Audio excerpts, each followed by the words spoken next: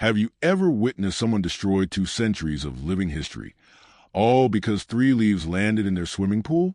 I still remember the moment I walked into my backyard and saw the empty sky where a massive, majestic white oak once stood. It wasn't just a tree to me. It was a legacy, older than every house, every road, every person in our entire neighborhood, and yet was cut down in one afternoon by a woman who believed her HOA title made her queen of the world. My name is Alex, and this is a story of how my HOA president trespassed onto my land, illegally butchered my heritage tree, laughed in my face about it, and how I legally dismantled her life, piece by piece, until every asset she owned was placed directly under my name. This story begins long before Linda ever moved in. My house was purchased by my grandfather back in 1980, long before the HOA was formed, long before any manicured lawns or decorative mailboxes existed. My grandfather always said the house was nice, but the real treasure was the backyard, the enormous white oak tree that stood tall, watching over everything. The tree was more than 200 years old, the last survivor of an ancient grove that once covered the entire region. My grandfather had built swings on its branches, hung lanterns during summer nights, and made it the gathering point of countless family celebrations. He used to say, "That oak is the keeper of our history." When he passed away, the house became mine, and with it came the responsibility of caring for that tree. I never imagined anyone would ever dare to touch it. Then Linda moved in next door. From the moment she arrived, the neighborhood felt different. Linda didn't just walk, she stomped. She didn't talk, she announced. And she introduced herself with one sentence that perfectly summed up her personality. "I'm the new HOA president, and this neighborhood is going to change." Linda hated anything that wasn't perfectly symmetrical, polished, or color coordinated. She was the type of person who thought nature was messy, inconvenient, and beneath her. Grass should look synthetic. Shrubs should never grow above shin height. And trees? According to her, trees belonged in paintings, not real life. The first time she complained about my tree, I brushed it off. She mentioned it casually with a plastic smile. "That tree of yours sheds a lot." I politely explained that yes, trees do that. They shed leaves. They grow leaves. They do tree things. But then she installed her swimming pool, right against the property line, so close that if the tree had arms, it could have dipped its fingers in her water. And that's when the war started. Every time a breeze picked up, a handful of leaves would drift onto her side of the fence. Not bags of leaves. Not piles of leaves. Just a few. 3, maybe 4. And each leaf sent her into a frenzy like a mosquito buzzing in her ear. One afternoon, she pounded on my door so violently I thought she was being chased. When I opened it, her face was twisted with rage. She shoved 3 soggy leaves toward me like they were evidence of a crime. "These fell in my pool," she snapped. 3, in one day. I blinked, and "I want that tree cut down immediately," she demanded. "It ruins the appearance of the neighborhood." I calmly explained that the tree was registered as a heritage species with the county. It was literally illegal to cut down, protected by law. I didn't choose that. It was decided decades ago. Her eyes narrowed. "Don't quote laws to me. I'm the HOA president. I make the rules here." Her arrogance was shielded by ignorance. But ignorance is an excuse to commit a felony. I stared her straight in the eyes and warned her, "If you or anyone you hire set 1 foot onto my land, I will call the police. Do not touch my tree." She scoffed and stormed off, muttering threats under her breath. I honestly believe that even someone as self-absorbed as her wouldn't be stupid enough to break state law.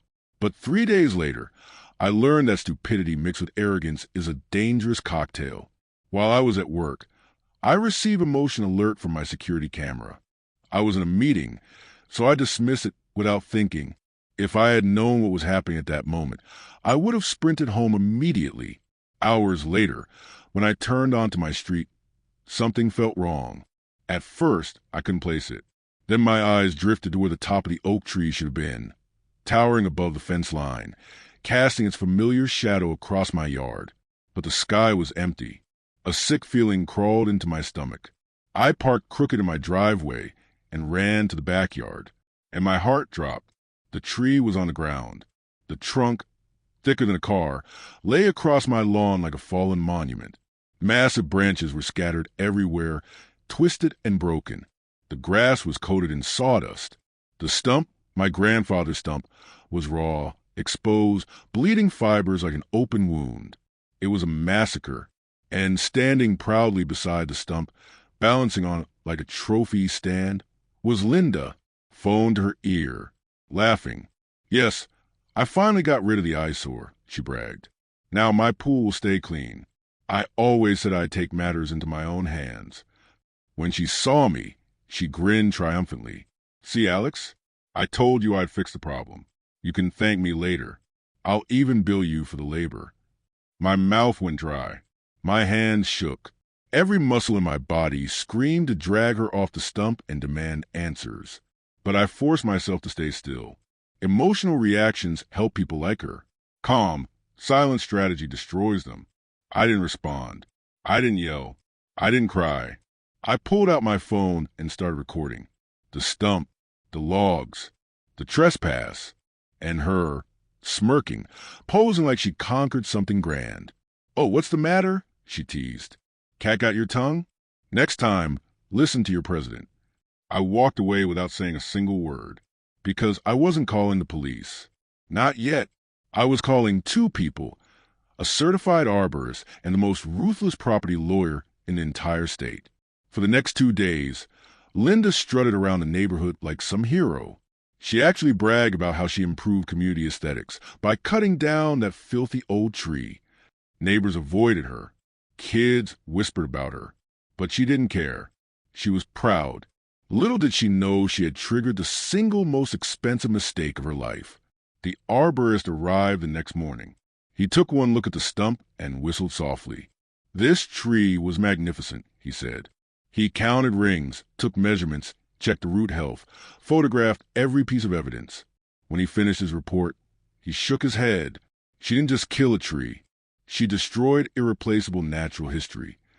Later that day, I sat in my lawyer's office. He flipped through the arborist's report, and a grin slowly crept across his face. "This is bad," he said. "Very bad." "For her?" I asked. "Oh, definitely for her." He explained that in our state, illegally cutting down a heritage tree is a criminal act. And because she trespassed onto my property to do it, she triggered the timber trespass statute, meaning the damages are automatically tripled. The base value of the tree alone was $80,000. Treble damages brought it to $240,000. Then came environmental damage. The tree's roots had been stabilizing the slope on my property. Without it, I now needed a structural retaining wall. That was another $50,000. Add the cleanup, the arborist report, legal fees, punitive damages, and the willful HOA violation. The total came out to just over $1 million. When I saw the number typed on the page, I didn't feel joy. I felt justice. My lawyer printed everything, slid the binder toward me, and said, "Let's go ruin her month." It was Sunday, the day of the monthly HOA meeting. Linda loved these meetings. They gave her a stage, a microphone, and an audience forced to listen. She was in the middle of lecturing the room about maintaining community standards. When I walked in, the door slammed behind me. Everyone turned. I held the binder under my arm and walked straight down the aisle. Linda watched me, confused but smug. "Oh, look," she said into the microphone. "It's Alex. Did you finally come to pay me for the tree removal?" I climbed onto the stage, placed a binder in front of her, and said loud enough for the whole room to hear, "You've been served." She laughed at first, a sharp, mocking laugh. Then she read the first line. Her smile faded. Her eyebrows twitched. Her hands shook. $1 million, she whispered. "This has to be a joke." "It isn't," I said calmly. "You destroyed a protected heritage tree. You trespassed onto my land, and the law is very clear." She looked around wildly. "HOA will cover this, right?" "I did it for the neighborhood." The treasurer stood immediately. "No, Linda, you acted alone. We are not paying for your crimes." The color drained from her face completely. She sank into her chair, sobbing. The board looked away. Neighbors stared in stunned silence. Her reign was over. The lawsuit was a clean victory. She had no defense. The footage alone sealed her fate. Within months, she declared bankruptcy. She was forced to sell her house, her pride, her throne, to pay the damages. The new owners? Wonderful people. They planted flowers along the fence line. They loved the history of the land. They even helped me plant 10 new saplings where the oak once stood. As for Linda, she moved into a tiny apartment across town. No yard, no pool, no HOA to command, no trees anywhere near her. She wanted a world without leaves. She got one. Sometimes karma takes its time, but when it finally hits, it hits like a falling oak. If you love stories where justice is served, entitlement is exposed, and the arrogant get humbled, make sure to subscribe to the channel. We tell stories like this every week, and trust me, the next one is even wilder. You won't want to miss it.